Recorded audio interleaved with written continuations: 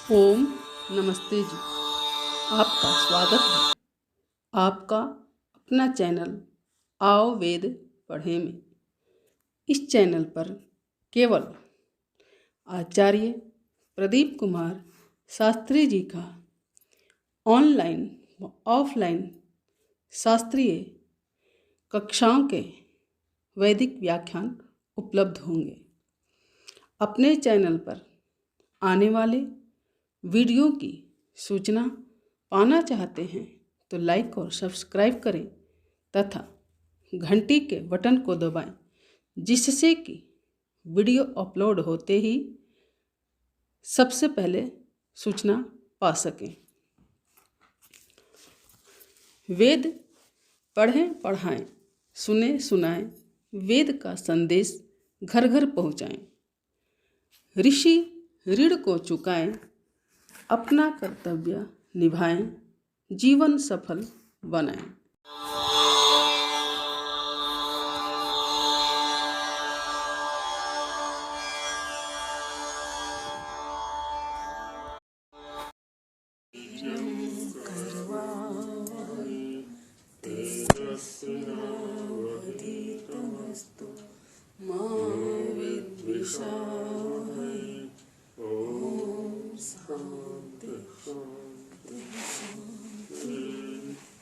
वेदों की उत्पत्ति प्रक्रिया पर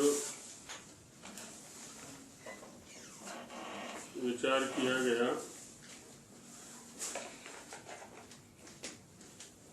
कैसे उत्पन्न होते हैं, किसके द्वारा उत्पन्न होते हैं और कब उत्पन्न होते हैं। जो भी संभावित पूर्व पक्ष थे उन सभी को उठा करके उन पर चर्चा की गई। अब एक और महत्वपूर्ण विषय वेदों के विषय में आरंभ करते हैं कि वेद नित्य हैं अथवा अनित्य।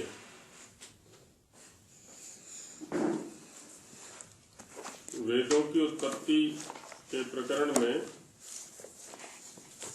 नित्य और अनित्य शब्दों पर भी हमने चर्चा की थी कि नित्यता दो प्रकार की होती है। कौन कौन सी? ध्यान किन्हीं को? नित्यता दो प्रकार की होती है। नहीं ध्यान है। एक होती है स्वाभाविक नित्यता या स्वभाव नित्यता बोल देते हैं उसको, या शाश्वत नित्यता बोल सकते हैं उसको। स्वाभाविक नित्यता, स्वभाव नित्यता या शाश्वत नित्यता। और दूसरी होती है प्रवाह नित्यता।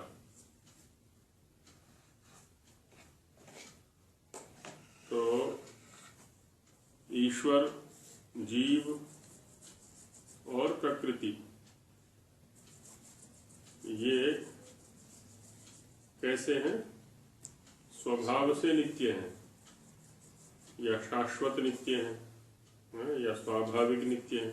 तीनों शब्दों से कह सकते हैं इसको। ईश्वर जीव प्रकृति शाश्वत नित्य है। हाँ, ईश्वर जीव और प्रकृति ये तीनों जो तत्व हैं वो स्वभाव से नित्य हैं, है ना, या शाश्वत कह सकते हैं। लेकिन जो ये संसार है ना, संसार भी नित्य है। कैसे? इसमें प्रवाह नित्यता है। उत्पन्न होना, नष्ट होना, उत्पन्न होना, नष्ट होना, ये प्रवाह चलता रहता है हमेशा। तो इसमें संसार आएगा। संसार में माने इन तीनों के अतिरिक्त जो कुछ भी है उसमें प्रवाह नित्यता है। सब कुछ उत्पन्न होता है, नष्ट होता है, या कह लें इसका प्रादुर्भाव होता है और तिरोभाव हो जाता है। प्रादुर्भाव माने प्रकट होना और तिरोभाव अर्थात छिप जाना, और ये निरंतर चलता रहता है। तो इसको बोलते हैं प्रवाह नित्यता। तो जो वेद हैं वो किस प्रकार के हैं? अभी हम पीछे उत्पत्ति पर विचार करके आए। उत्पत्ति जिसकी होती है, देखा जाए तो विनाश भी होता है उसका।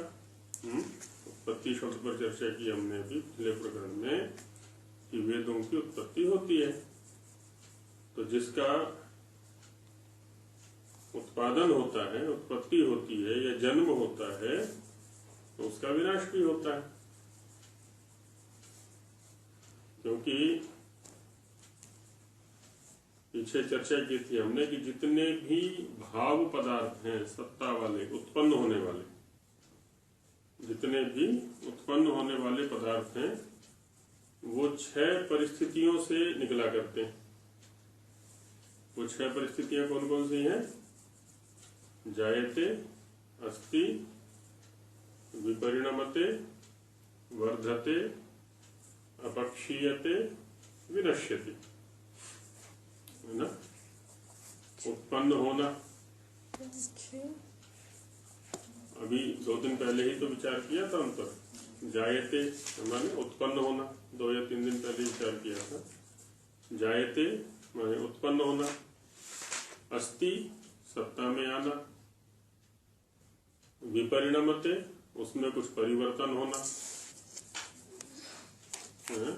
वर्धते उसमें कुछ वृद्धि होना, और वृद्धि के बाद अपक्षीयते उसमें कुछ हानि होना, क्षय होना, और विनश्यति उसका फिर विनाश होना। का मतलब हो गया जिस जिसकी उत्पत्ति होगी उसका विनाश होगा। और गत प्रकरण में ही हमने विचार किया है कि वेदों की उत्पत्ति होती है, इसका मतलब इनका विनाश भी होता है ना? इस प्रक्रिया से तो ये बात आ गई ना। तो वेद नित्य है अथवा अनित्य, इस विषय पर आगे चर्चा की जाती है। अथ वेदानाम नित्यत्व विचार, वेदों के नित्यत्व विषय में विचार। ये जो नित्य शब्द है, व्याकरण में उपसर्ग कुछ शब्दों की संज्ञा है ना, उनको उपसर्ग कहते हैं। प्र, परा, अप, सम, निस, निर, दोष, दूर आदि 22 हैं, तो उसमें नी भी आता है। तो नी शब्द से क्या प्रत्यय हो गया है? ध्रुव अर्थ में। ध्रुव माने अविचल। जो अविचल है, जो ध्रुव है, उसको नित्य बोलते हैं। जो चलायमान नहीं है, स्थिर है, उसको क्या बोलते हैं? नित्य।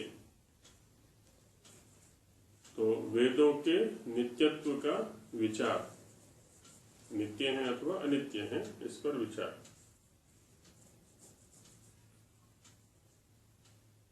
पहले अपनी स्थापना देते हैं इस विषय में स्वामी जी महाराज कि वेद की उत्पत्ति किससे हुई।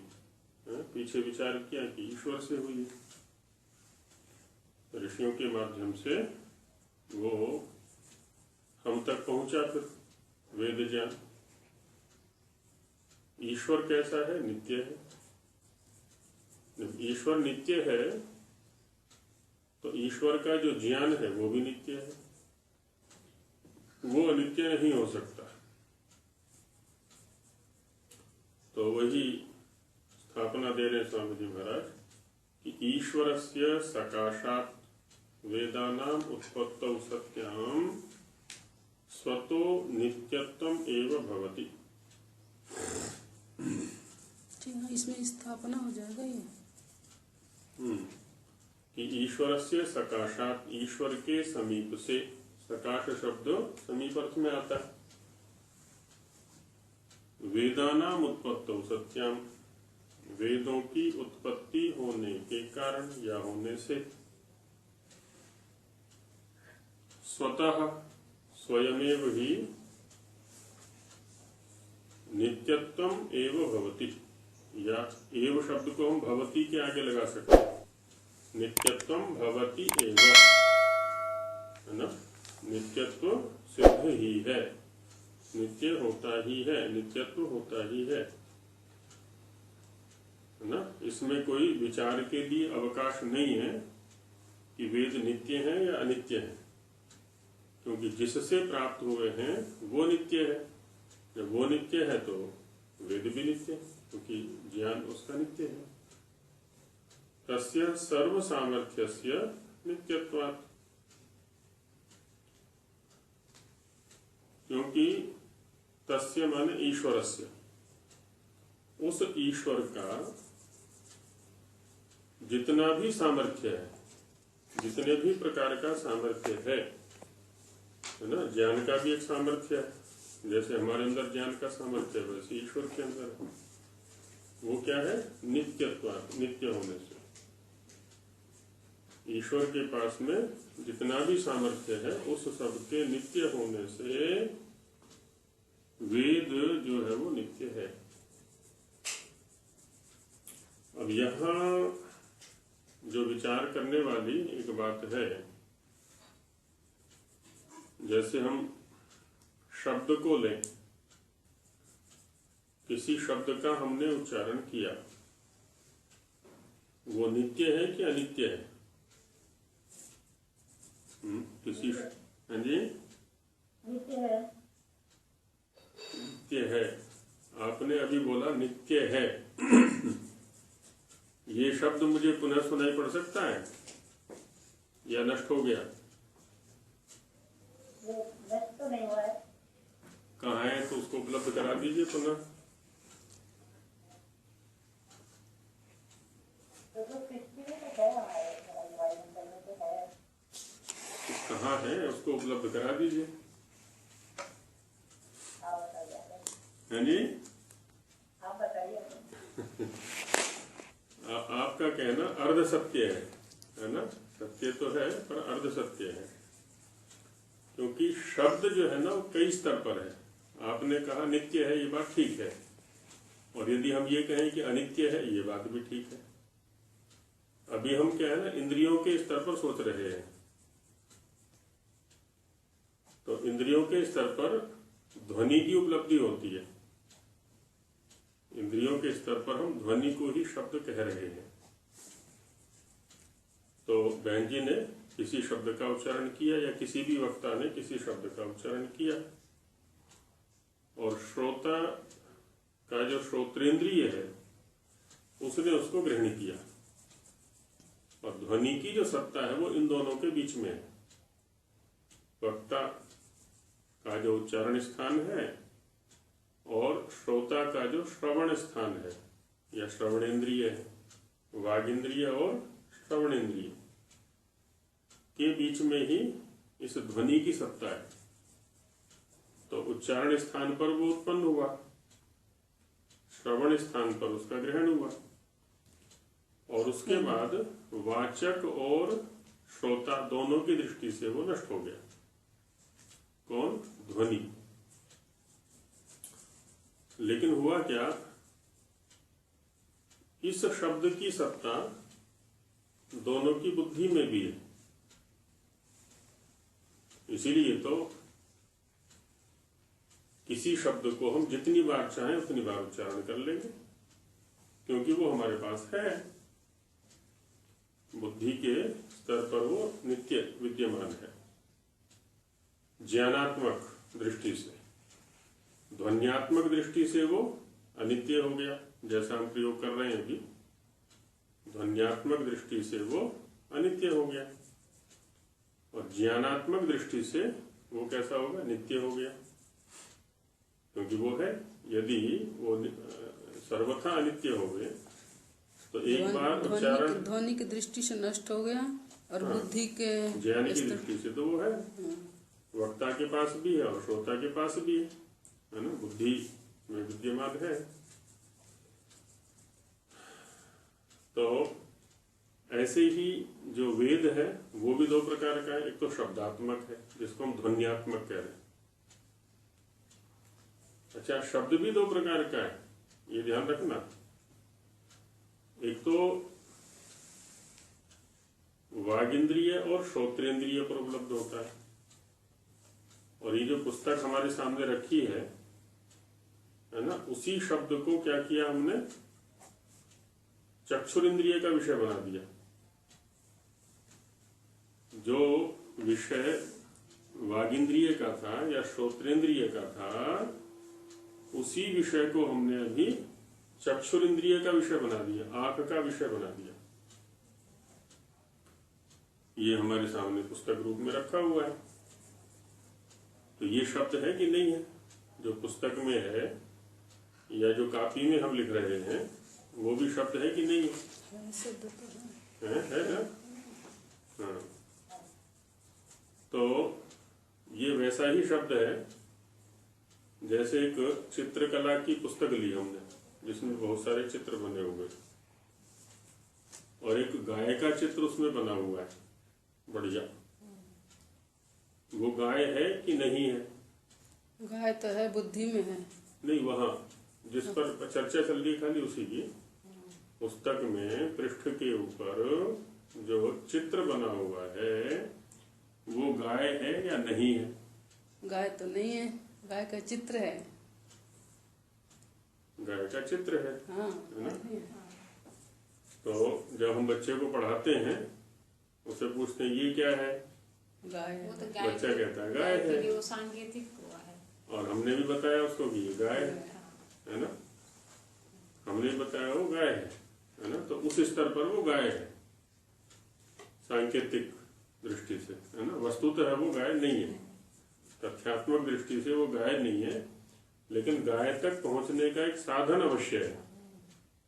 उस चित्र को देख करके बच्चे ने समझ लिया कि इस आकृति वाली गाय होती है, और कल को यदि किसी वास्तविक गाय को वो देखता है, अब उसको बताने की आवश्यकता नहीं है, वो चित्र के आधार पर ही वो कह देगा अरे ये तो ये गाय है ना? चित्र में इतनी शक्ति है, उस संकेत में इतनी शक्ति है कि उस संकेत ने वहां तक पहुंचा दिया। तो जो हमारे सामने पुस्तक में ये शब्द है, क्या ये शब्द है या शब्द तक पहुंचने के माध्यम है, संकेत है? ठीक है नहीं? इसको कहते हैं रेखा गवय न्याय। दार्शनिकों की भाषा में इसको कहते हैं रेखा गवय न्याय। गवय, गऊ लिख लें, गवय लिख लें, न्याय। हाँ, जैसे शहर में रहते हैं नागरिक लोग या शहरी लोग, उन्होंने गाय को नहीं देखा। अब एक दिन एक गांव का व्यक्ति आया, अब इन्होंने तो पुस्तकों में पढ़ा था गाय बहुत अच्छी होती है, शहर वालों ने पुस्तकों में पढ़ा था या सुना था उपदेशकों से, गाय का दूध बहुत अच्छा होता है, आदि आदि। गाय कभी देखी तो थी नहीं। अभी शहर के बच्चे ये तो बोलते हैं दूध कहाँ से मिलता है, वो बोलते हैं पैकेट से मिलता है, दुकान से मिलता है। हाँ, तो वो भी तो ऐसी है ना, अपने जो कांग्रेस के उपाध्यक्ष या अध्यक्ष रह चुके हैं, इस्तीफा दे दिया उसने तो उन्हें भी पता नहीं है गुड़ कहाँ लगता है, चीनी कहाँ लगती है, खांड कहाँ लगती है, आलू कहाँ लगता है, उसे बेचारे को पता ही नहीं, कभी देखा ही नहीं। खेत में जाए तब तो पता करने उसको। तो शहर वाले ने गांव वाले से पूछा कि तुम गांव से आए हो, तुमने तो गाय को देखा होगा। बोले हाँ देखा है। कि कैसे होती है? तो उसने कापी पर एक चित्र बना दिया कि ऐसे ऐसे होती है। तो रेखाएं खींची थी उसने, तो कुछ आड़ी टेढ़ी रेखाएं खींची, और तो ये क्या है, रेखा गऊ, गाय का रेखा बना दिया, है ना? रेखाओं से गाय को समझाने का प्रयास कर रहा है, तो इसको कहते हैं रेखा गवय।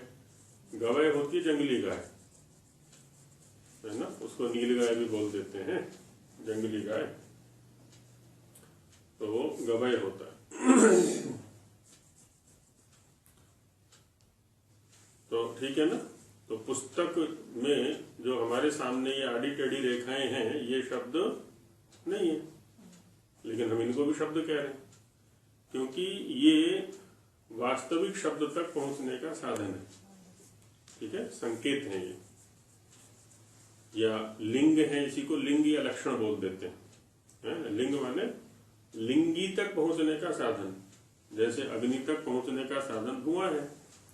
धुआं उठता हुआ देखा हमने तो वो हमें बता देता है कि नीचे अग्नि है, तो धुआं क्या है, लिंग है, और अग्नि लिंगी है। अग्नि के तो लक्षण हो गया धुआं, जल का क्या लिंग, जो भी है वो अलग विषय हो जाएगा। अभी तक इतने पर है, इधर उधर भटक जाएंगे नहीं तो फिर, है ना। तो ये हो गया। अभी क्या है, तो हमने ये देख लिया कि जो पुस्तक में आड़ी टेढ़ी रेखाएं हैं वो शब्द नहीं है, अभी तो शब्द तक पहुंचने का संकेत है। ठीक इसी प्रकार से, अच्छा अभी क्या किया हमने, इन रेखाओं को अर्थ दिए हमने। ये देखो ऐसी ऐसी जो रेखा खींचेंगे ना हम, उसको बोलेंगे अ, और इसको, इस रेखा को बोलेंगे ई, और इसको बोलेंगे उ। और देखो इस रेखा को और इस रेखा को यदि मिला देंगे तो उसको हम बोलेंगे आज या अद्य या वेद, है ना। वेद में क्या किया, 4 रेखाओं को मिला दिया हमने। एक व के रूप में रेखा है, एक ए के रूप में रेखा है, एक द के रूप में रेखा है, एक अ के रूप में रेखा है। इन 4 रेखाओं को मिला दिया और फिर समझाया गया हमको, ऋषियों ने समझाया कि देखो आज से हम इन रेखाओं के समुदाय को कहेंगे वेद, है ना। वस्तुतः वो वेद नहीं है, संकेत हो गया। अच्छा, जैसे इन रेखाओं को नाम दिया, नाम दे दिया ना हमने इन रेखाओं को, और इन रेखाओं को अर्थ भी दिया ऋषियों ने। ठीक वैसे ही जो ध्वनियां हम उच्चरित कर रहे हैं, उन ध्वनियों को भी नाम भी दिया और अर्थ भी दिया। ये देखो कंठ से एक ध्वनि का उच्चारण होता है, उस ध्वनि को हम नाम देंगे अ। उस आवाज को नाम देते, हाँ, उस ध्वनि को नाम देंगे हम आ। और एक ओष्ठ जब मिलाएंगे ना दोनों, वहां से एक ध्वनि उच्चरित होती है, उस ध्वनि को नाम हम देंगे प। और जब इन दोनों ध्वनियों को मिला दिया जाएगा तो उस ध्वनि समुदाय का नाम बनेगा आप। और आप शब्द को हम ये अर्थ देंगे, इन शब्दों को अर्थ दिए गए। तो इसका मतलब ये हुआ, जैसे पुस्तक में स्थित शब्द क्या है, संकेत है, वैसे ही हमारी जिह्वा पर वर्तमान जो ध्वनि है, जो हमें श्रोत्रेंद्रिय से प्राप्त हो रही है, वो क्या है, संकेत। वह भी शब्द नहीं है, है? वो भी शब्द नहीं है, वो हमें शब्द तक पहुंचाने का साधन बन सकती है। इससे एक चीज ये निकल के आ रही है कि जो कुछ भी इंद्रियों के द्वारा गृहीत होता है, किसी भी इंद्रिय के द्वारा हम ग्रहण करते हैं, वो सब वस्तुतः वह नहीं है, है ना। वो सब क्या है, साधन है, संकेत है किसी तथ्य पर पहुंचने का। इसलिए सारे के सारे ऋषि, सारे के सारे दार्शनिक क्या कहते हैं, यथार्थ ज्ञान करो भाई, यथार्थ ज्ञान करो। आप अनित्य को नित्य मान बैठे हो, अशुचि को शुचि मान बैठे हो, जिसमें सौंदर्य नहीं है उसमें सौंदर्य देख रहे हो, जो कर्म नहीं है उसमें कर्म देख रहे हो, आदि आदि। ये सब इंद्रियों के स्तर की चर्चा है कि इंद्रियां जिसका ग्रहण कर रही हैं तो भटका देंगी हमें। पीछे जो विवेकशालिनी बुद्धि बैठी हुई है उससे विवेचन करने का प्रयास करें, ये वस्तुतः इसके पीछे क्या है, इसके पीछे क्या है। तो अभी हम शब्द के स्तर पर और थोड़ा आगे नहीं जाएंगे, है ना। हम केवल बुद्धि तक सीमित रहते हैं, और ये जो विषय हमारा चलेगा उतने से काम हमारा चल जाएगा। नहीं तो बुद्धि के पीछे भी और 2-3 स्तर हैं इसके शब्द के, आत्मा तक पहुंचते हैं फिर हम। क्योंकि शब्द के उत्पत्ति की जो प्रक्रिया है उसमें सबसे पहले है आत्मा, उसके बाद है बुद्धि, उसके बाद है मन, है ना। आत्मा, बुद्धि, मन उसके बाद है उच्चारण स्थान। ये हम सूक्ष्म से स्थूल की ओर बढ़ रहे हैं या अंदर से बाहर की ओर बढ़ रहे हैं। आत्मा से बुद्धि पर आते हैं, बुद्धि से मन पर आते हैं, मन से इंद्रियों पर आते हैं।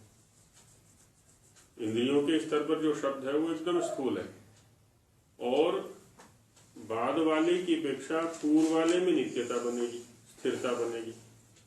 इंद्रियों के स्तर पर जो शब्द है उसकी अपेक्षा मन वाले शब्द में, मन वाले शब्द की अपेक्षा बुद्धि वाले शब्द में, और बुद्धि वाले शब्द की अपेक्षा आत्मा वाले शब्द में। तो है ना, थोड़ा थोड़ा हमने समझने का प्रयास किया। अच्छा, शब्द जो है ना ये व्यापक भी होता है। ध्वनि भी व्यापक है कि नहीं है? जो ध्वनि है जिसको हम अभी अनित्य कहना चाह रहे हैं, जो इंद्रियों के स्तर पर है, इसकी व्यापकता को समझने के लिए आजकल तो बहुत अच्छा उदाहरण है। ये मोबाइल हमारे हाथ में है और किसी की घंटी बज गई, फोन आ गया, तो क्या किया, हम कमरे के अंदर बैठे हुए हैं तो वहां बात करने लगे उससे। फिर देखा कि कमरे के अंदर तो कई लोग बैठे हुए हैं, बाहर चल के बात करना अच्छा रहेगा। बाहर निकल गए तो जिस व्यक्ति से हम बात कर रहे हैं वो व्यक्ति कहाँ बैठा है? दूरस्थ है कहीं ना कहीं, भारत में भी हो सकता है, भारत से बाहर भी हो सकता है। अच्छा, उस व्यक्ति के द्वारा संप्रेषित जो ध्वनि है वो भारत में कहाँ कहाँ उपलब्ध हो सकती है? सब जगह, जहाँ जहाँ ये यंत्र हमारे हाथ में होगा, सर्वत्र उपलब्ध हो रही है ना। हालांकि इसके प्रसारक यंत्र हैं वो पीछे से, सैटेलाइट वगैरह जो भी है ना, उसके प्रसारक यंत्र हैं। तो हम ये भी कह सकते हैं कि जहां तक उस सैटेलाइट की पहुंच होगी या वो जो ध्वनि प्रसारक यंत्र और भी नीचे भी लगे हुए हैं, माने उससे यहाँ ग्रहण किया जाता है और उसके माध्यम से फिर मोबाइल या फोन आदि जो भी है वो ग्रहण करते हैं। शाखाएं हो गई, जैसे वृक्ष की शाखाएं, वैसे इसकी शाखाएं प्रसारित हो करती गई तो सर्वत्र ग्रहण हो जाता है ना। तो शब्द व्यापक भी है।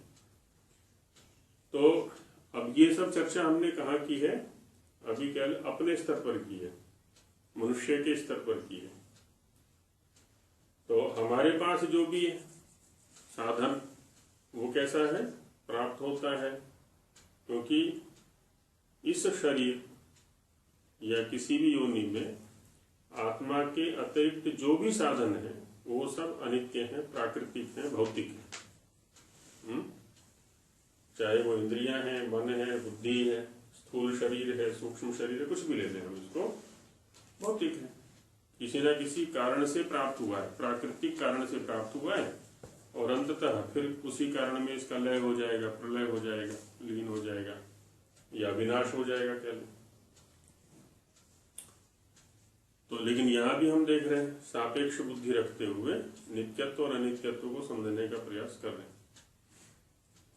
अब इसी चर्चा को लेकर के हम परमात्मा के पास चले। परमात्मा के पास क्या इस प्रकार का कोई साधन है ना, जो उच्चारण स्थान हो, कोई श्रोत्र स्थान हो, कोई मन हो, कोई बुद्धि हो, इस प्रकार की जैसी कि हमारे पास है ना, वैसा वहां कुछ नहीं है। यहाँ आत्मा के स्तर पर नित्यत्व है और वहां परमात्मा के स्तर पर नित्यत्व है। तो चूंकि परमात्मा, अब इंद्रियां क्या है? अनित्य है, साधन अनित्य है, उनके द्वारा गृहीत होने वाला जो विषय है वो भी अनित्य रहेगा, उनके द्वारा उपलब्ध होने वाला विषय भी अनित्य रहेगा। आत्मा चूंकि नित्य है इसलिए आत्मा के द्वारा गृहीत होने वाला विषय भी नित्य रहेगा। ठीक यही स्थिति उधर परमात्मा के स्तर पर बनती है।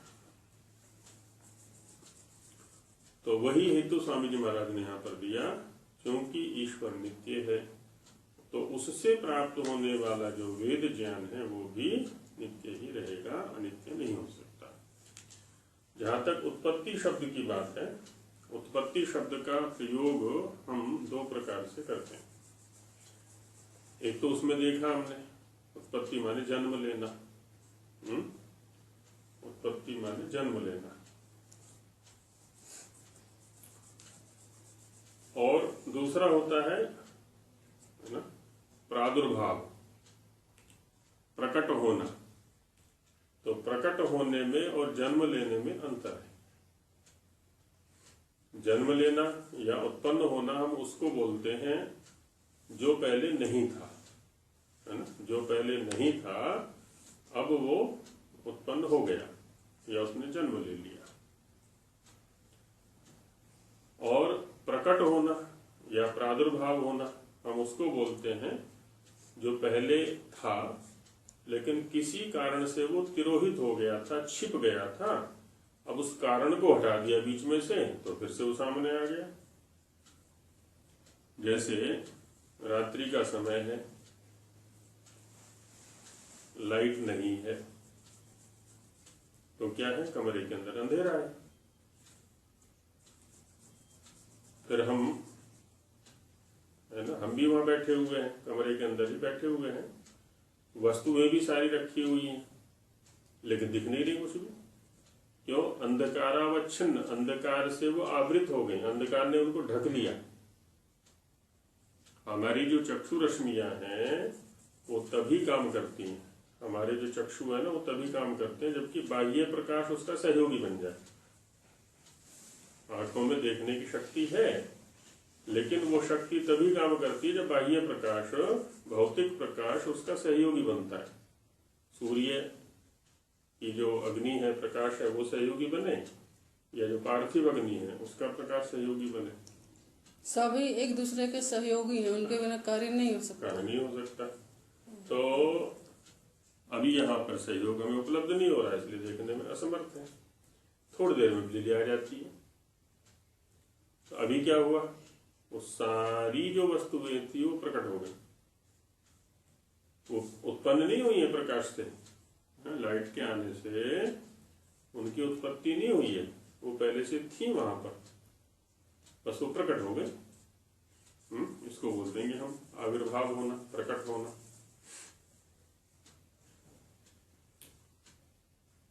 किसान को पानी चाहिए, है ना, किसान को पानी चाहिए तो क्या करता है, वो बोरिंग कराता है।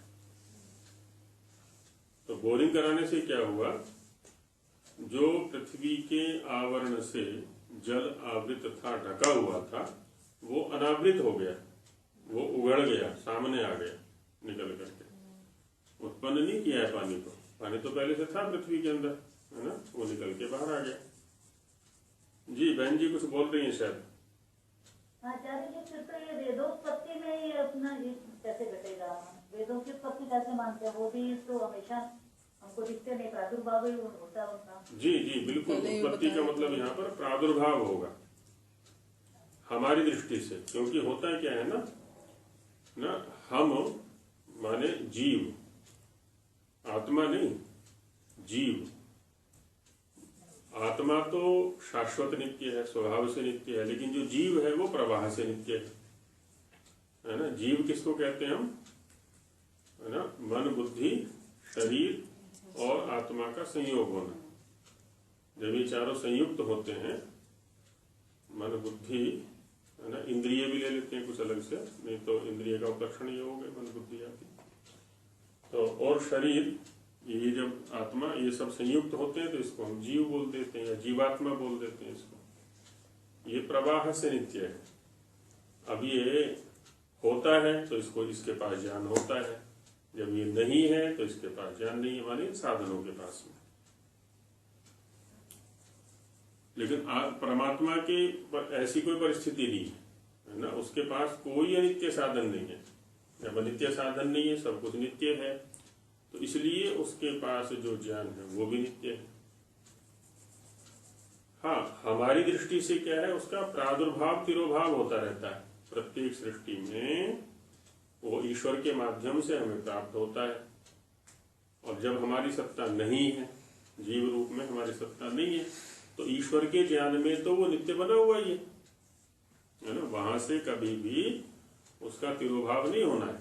ये तो हमारी दृष्टि से ही आविर्भाव तिरोभाव हो रहा है। उसी को उत्पत्ति शब्द से कह दिया यहाँ पर।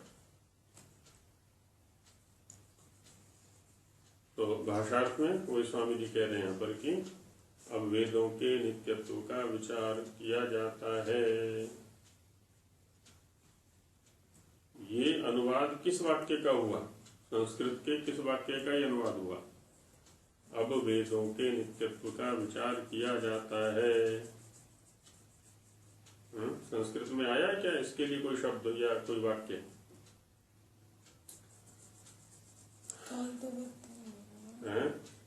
अब वेदों के नित्यत्व का विचार किया जाता है कोई वाक्य? हाँ, जो इस अध्याय का शीर्षक है, अथ वेदानाम नित्यत्व विचार, उस वाक्य का ये हिंदी है। अब वेदों के नित्यत्व का विचार किया जाता है। अब आगे जो संस्कृत है उसकी हिंदी आगे देते हैं। सो वेद ईश्वर से उत्पन्न हुए हैं, ईश्वर से सकाशात वेदानाम उत्पत्तौ सत्याम, इससे वे स्वतः नित्य स्वरूप ही हैं। शब्द, अर्थ और उनके संबंध को लगाने का प्रयास करना चाहिए हमें, थोड़ा बुद्धि पर बल दें, है ना। केवल प्रवचन सुनने में ना रह जाए, स्वयं का परिश्रम करें। एक एक शब्द ऋषि ने किस दृष्टि से बोला है, हिंदी में क्या है उसके लिए, संस्कृत में क्या है, उनका संबंध लगाने का प्रयास किया करें। तो उससे क्या होगा, हमारे पास भी ये सदा के लिए स्थिर हो जाएगा। फिर हमें किसी बाह्य साधन की अपेक्षा नहीं पड़ेगी समझने के लिए। तो सो वेद ईश्वर से उत्पन्न हुए हैं, इससे वे स्वतः नित्य स्वरूप ही हैं। क्योंकि नित्य से प्राप्त हुए हैं हमें, इसलिए वो नित्य ही है। कहाँ? ईश्वर के पास। हमारी दृष्टि से तो है ना, क्योंकि हमारी माने जीव की, जीव क्या है, एक संसार का ही तो एक अवयव है, सृष्टि का ही एक अवयव है ये भी। यह प्रवाह नित्यता है। तो वेदों की स्थिति हमारे स्तर पर उसी रूप में रहेगी, लेकिन ईश्वर के स्तर पर वो नित्य रहेगी, क्योंकि ईश्वर का सब सामर्थ्य नित्य ही है ना। ईश्वर का जितना भी सामर्थ्य है वो सब नित्य है। तो ज्ञान का सामर्थ्य भी नित्य रहेगा, यह नित्य कैसे हो जाएगा? अत्र केचिद आहु, अब इस विषय में, अत्र माने इस विषय में, केचित माने कुछ लोग, कुछ विद्वान लोग, आहु माने कहते हैं। तो इस विषय में कुछ लोग कहते हैं कि न वेदानाम शब्दमयत्वात् नित्यत्वं संभवति। कहते हैं कि वेदानाम, वेदों के शब्दमयत्वात्, शब्दमय होने से, शब्द रूप होने से, शब्द रूप में होने से, है ना। क्योंकि श्रुति परंपरा से हमें उपलब्ध होते हैं, पढ़ने पढ़ाने से हमें ज्ञान होता है। यदि शब्द नहीं होगा तो हमें कैसे पता चलेगा वेद क्या है, कैसा है, क्या ज्ञान है उसमें, है ना। हमें तो शब्द से ही प्राप्त होता है। जीवों का जो ज्ञान होता है वो शब्द पूर्वक होता है ना। शब्द पूर्वक ज्ञान में प्रवृत्ति होती है। और ऋषियों में कैसी है? विशेषकर आदि ऋषियों में ज्ञान पूर्वक शब्द की प्रवृत्ति होती है ना। दोनों के में थोड़ा अंतर है, थोड़ा क्या, पूरा ही अंतर है एकदम। जो ऋषि है वहां पर क्या है, ज्ञान पूर्वक शब्द, और हमारे स्तर पर क्या है, शब्द पूर्वक ज्ञान।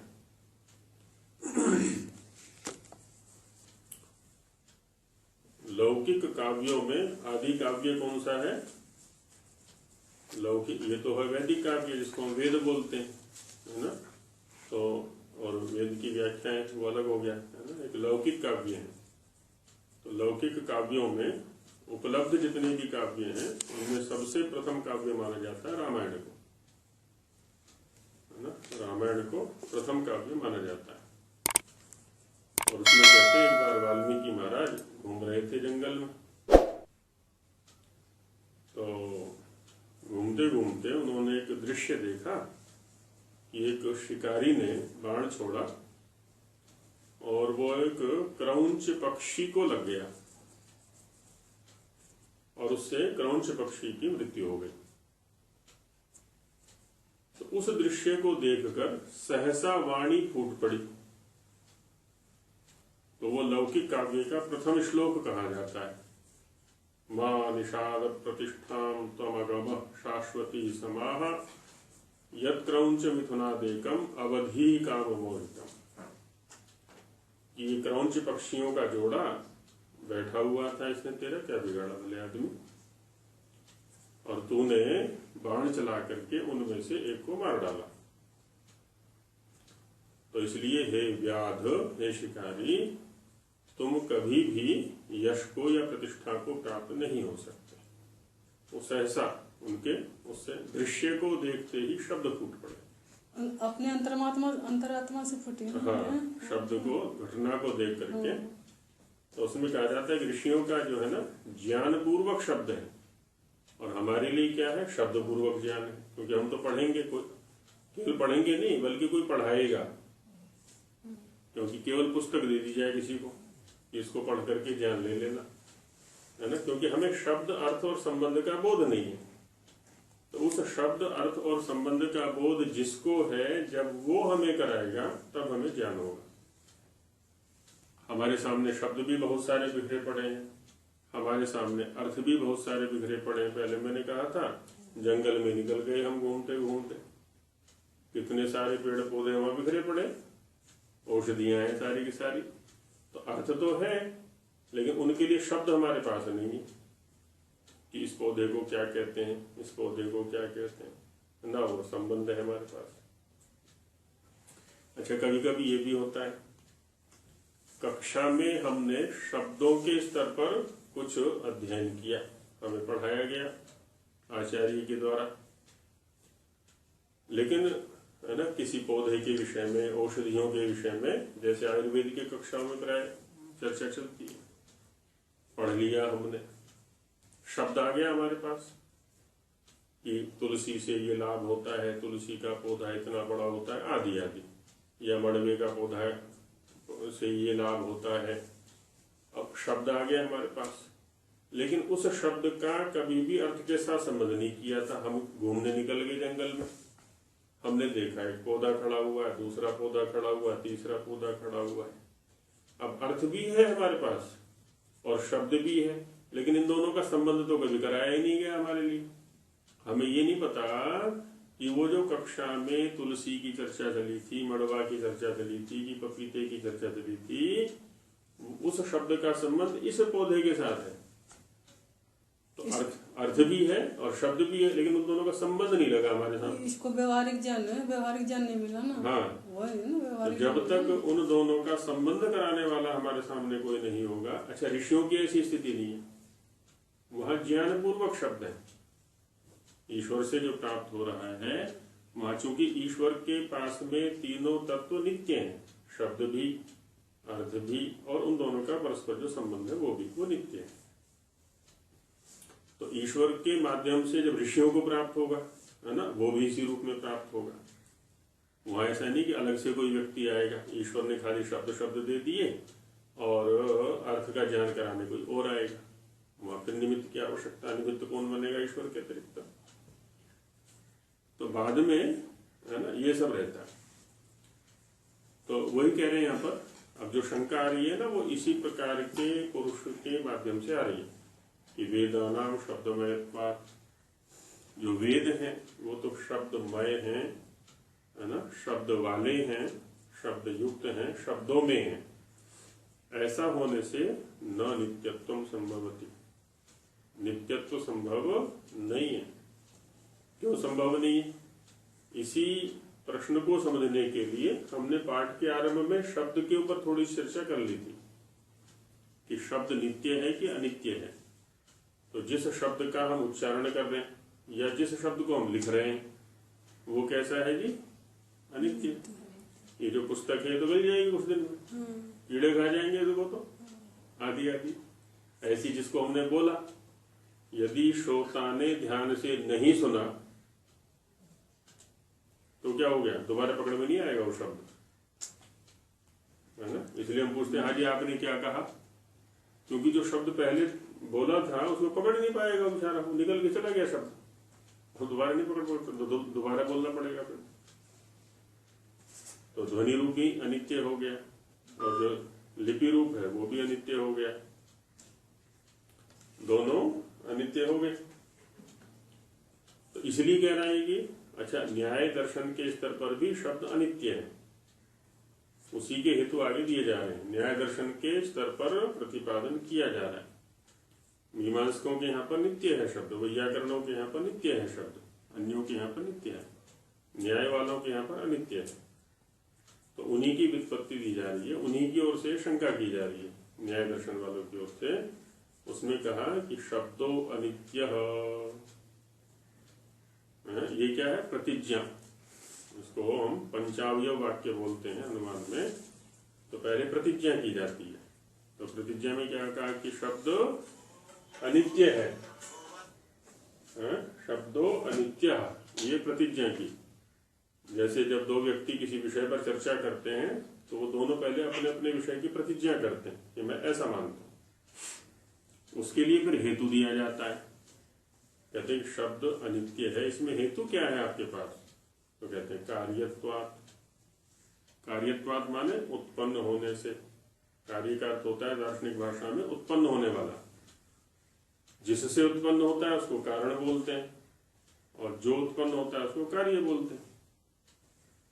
तो कार्यत्वात् माने उत्पन्न होने वाला होने से, क्योंकि जो जो उत्पन्न होता है वो कैसा होता है, अनित्य होता है, विनाश धर्म होता है। संयोगा विप्रयोगांता, जिन जिन का संयोग होता है उनका अंत वियोग पर होता है हमेशा। तो पहला वाक्य हुआ प्रतिज्ञा, दूसरा वाक्य हुआ हेतु, तीसरा वाक्य है फिर उदाहरण। कहते इसमें उदाहरण दो, समझाओ इसको उदाहरण दे करके। कैसे, तो उदाहरण दिखाया घटवत, जैसे घड़ा होता है, घड़ा कैसा है, कार्य, कार्य माने उत्पन्न किया जाने वाला। कुम्हार जो है कुछ वस्तुओं के संयोग से घड़े को उत्पन्न करता है। ये तो घट, ये पात्र का नाम हो गया। अलू ये घाट जो बोलते हैं नदी के किनारे उनारे, हाँ वो अलग हो गया, वो अलग हो गया। तो घटवत है ना, घड़े के समान, घड़े के समान। तो घड़ा उत्पन्न होता है और नष्ट हो जाता है। तो जैसे घड़ा उत्पन्न होता है और नष्ट होता है, वैसे ही शब्द भी उत्पन्न होता है और नष्ट होता है, सीधी सी बात है। यथा घटः कृतोस्ति, जिस प्रकार से घड़ा कृत है, किया हुआ है, उत्पन्न किया हुआ है, बनाया हुआ है, तथा शब्दों की, वैसे शब्द को भी हमने उत्पन्न किया एक प्रक्रिया के द्वारा। तो घड़ा चूंकि अनित्य है इसलिए शब्द भी अनित्य है ना। उदाहरण का सादृश्य घट गया हमारे यहाँ पर। अब जब शब्द अनित्य है और वेद कैसा है, शब्दात्मक है, शब्द रूप है, शब्दमय है, तो तस्मात्, तस्मात् माने इस हेतु से, किस हेतु से, शब्द के अनित्य होने रूप हेतु से।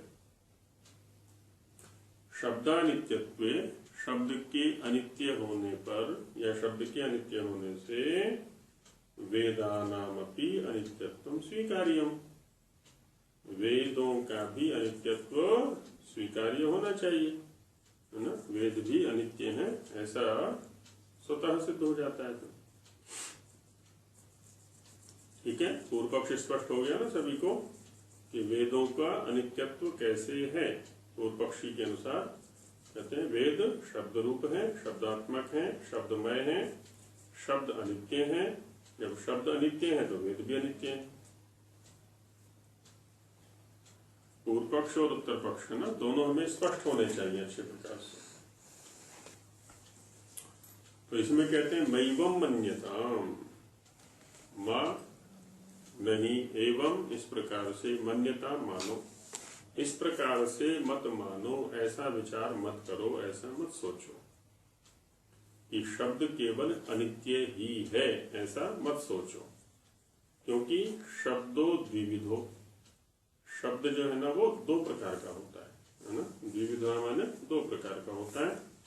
कैसे? नित्य कार्य भेदात, नित्य और कार्य के भेद से।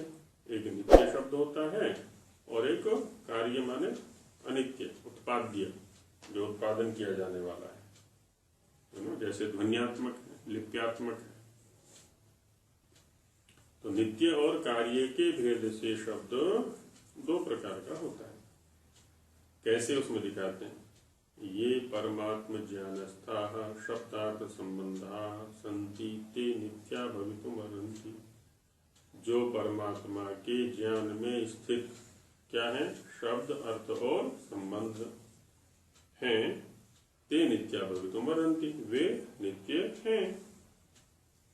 जबकि ये अस्मदादि नाम वर्तन्ते, जो हमारे जैसों के हैं, है ना। अस्मदादि नाम माने जीवना, हमारे जैसों के हैं। हेतु कार्याश्च, वे अनित्य भी हैं, है ना। हम भी तो कई प्रकार के शब्दों का प्रयोग करते हैं ना। जैसे हमारे द्वारा प्रयुक्त शब्द होते हैं, जैसे संज्ञा शब्द होते हैं, कुछ नाम रख लेते हैं, और बहुत सारे तो अनर्थ ही नाम रख लेते हैं, है ना। उनको यदृच्छा शब्द बोलते हैं या संज्ञा शब्द बोल देते हैं। यदृच्छा शब्द या अनित्य, उसको संज्ञा शब्द बोल देते हैं। एक का नाम था विदुषी, पढ़ी लिखी बिल्कुल भी नहीं, नाम है विदुषी और पढ़ी लिखी वो है नहीं, है ना। नाम है प्रगति किसी का, और निठल्ली बैठी रहती है हर समय, है कि नहीं, आदि आदि, है ना। नाम है विद्यावती, बहुत सारे यहाँ आस पड़ोस में मिल जाएंगे, है ना। और जो है कभी विद्या के दर्शन भी नहीं किए, श्रवण भी नहीं किया, है ना। एक का नाम है सुमना, और वो दुखी रहती है हर समय। यदि सुमना है तो सुमना का दुख से क्या लेना देना है, आदि आदि। नाम है स्वतंत्र, जैसे हमारी कक्षा में भी एक नाम है आजाद सिंह,